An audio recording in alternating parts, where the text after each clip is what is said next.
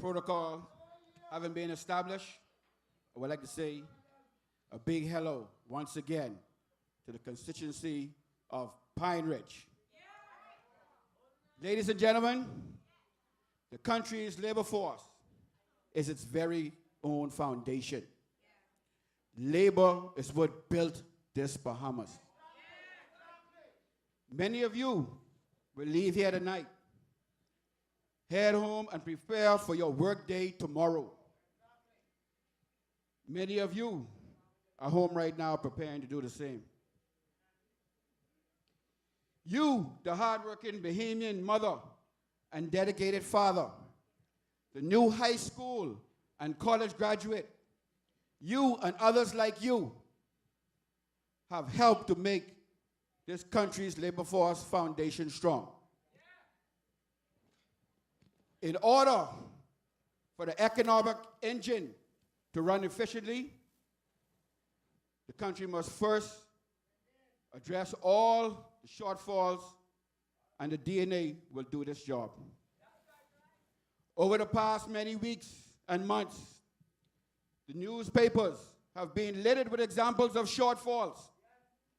Take, for example, the 2,000 employees terminated at the stalled Bahama development, and the nearly 600 employees made redundant at the Sandals Resort, or the unsafe and hazardous working condition at the General Post Office right here in the capital.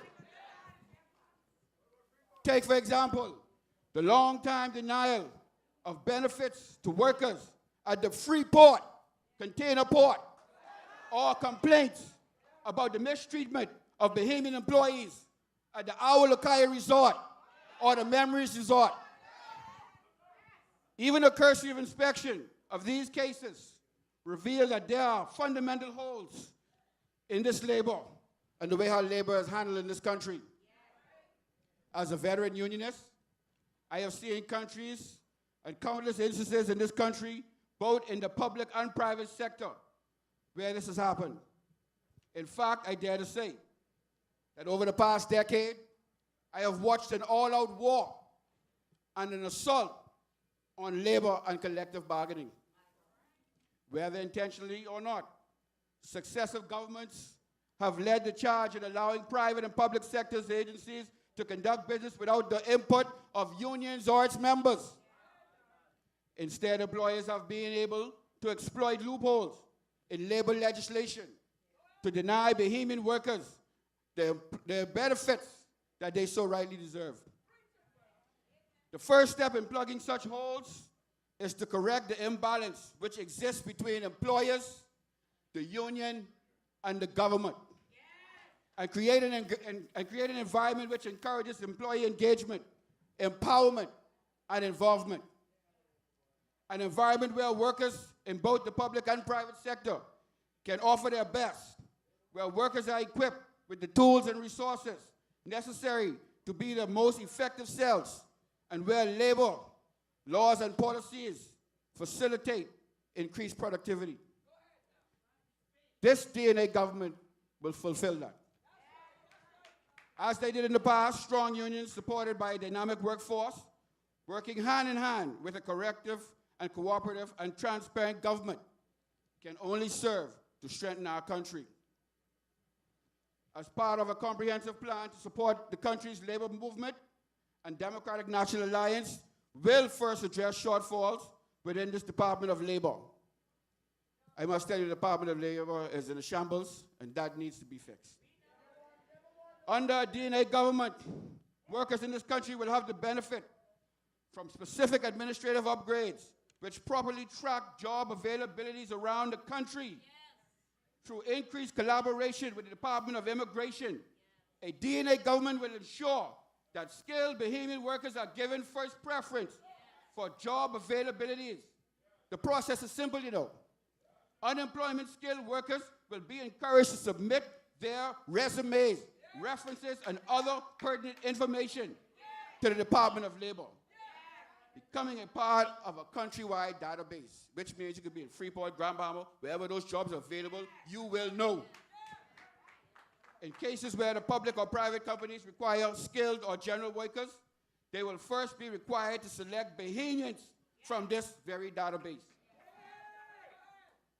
In cases where skilled workers are available, persons with degrees sitting home, those persons will fill the job before anybody get a work permit in this country.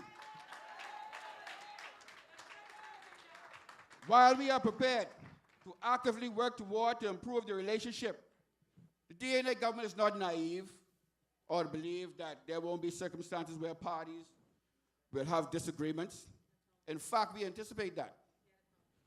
And with that, all the labor complaints can be independently investigated and resolved. One such mechanism, and I must thank the leader for this, it is called, I gotta say it slow, ombudsman. This ombudsman or public advocate will independently be functioning to govern the charge which represents the interests of the public by investigating and addressing complaints of maladministration or violation of rights. As it relates to labor, he or she will investigate complaints to attempt to resolve them, usually through recommendations or mediations. Alternative dispute resolution is another form that is used. Unlike in cases we have seen played out in the media in recent days, Bahamian workers can rest assured that no member of a DNA government will act in any way to prevent you from receiving your justice. Under a DNA government, Bahamian workers will finally have the kind of government that ensures a sense of mutual respect that preserves the relationship between all stakeholders.